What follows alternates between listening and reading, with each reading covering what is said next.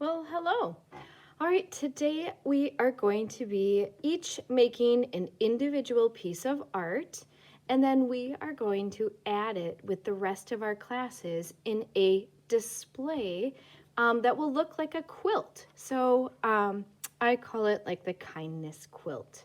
And so we're all gonna start with a common shape for this quilt, and we're gonna start with a heart. So what I'm gonna need first is a pencil, the square piece of paper, and a heart tracer, okay?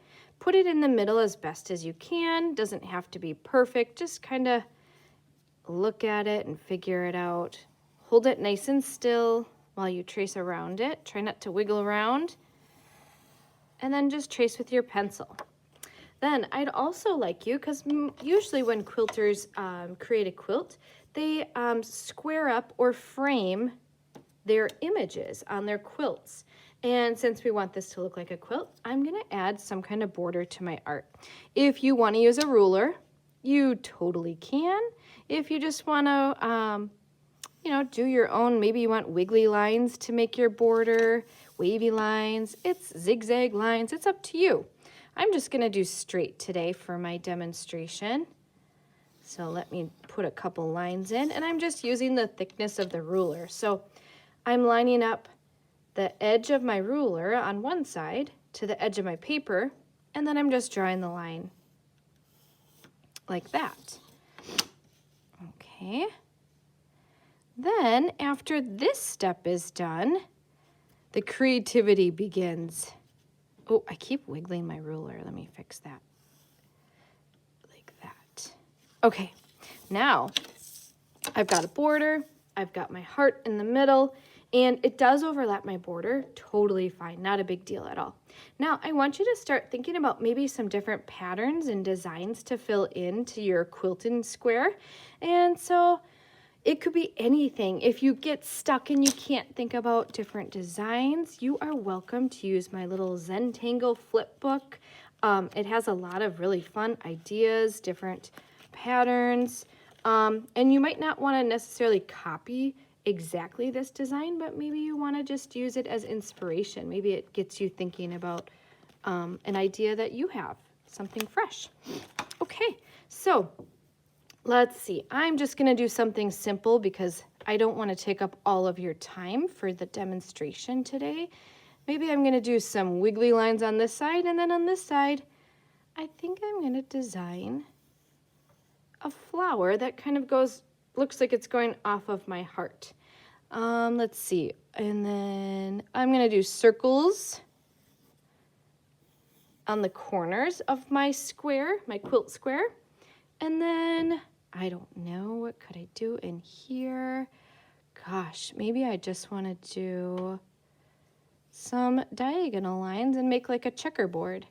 I'll go that way, and then I'll go that way. So I'm going to do this all in pencil first.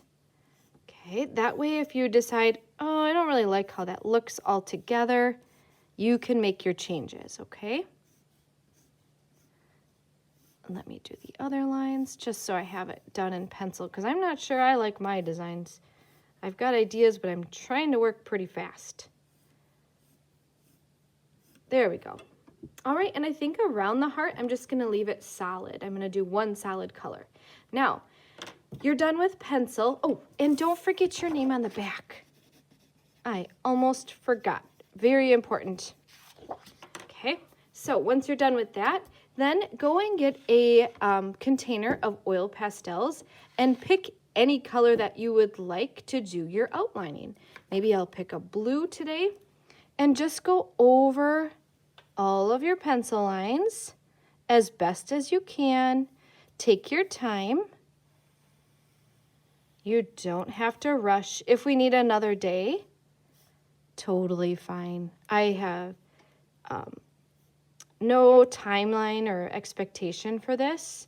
We're just gonna work until we get it done. I want you guys to be proud of your work, and I would rather have you guys do great work, taking your time, than rushed work that you're not proud of. So don't feel like you have to hurry. Let's see here. Mrs. Constein's going fast. Only because I want you guys to have a lot of work time today to get started. So let me finish up these lines, and then I'll quick do my heart. And then I'm super excited about the next step. The next step, we are going to be painting. And remember, oil pastels are super fun because they kind of work as a barrier to separate the colors of paint when you use wet materials. The wax and the oil from the oil pastels help to keep your paint colors separate. There. Okay, so now I've got everything outlined.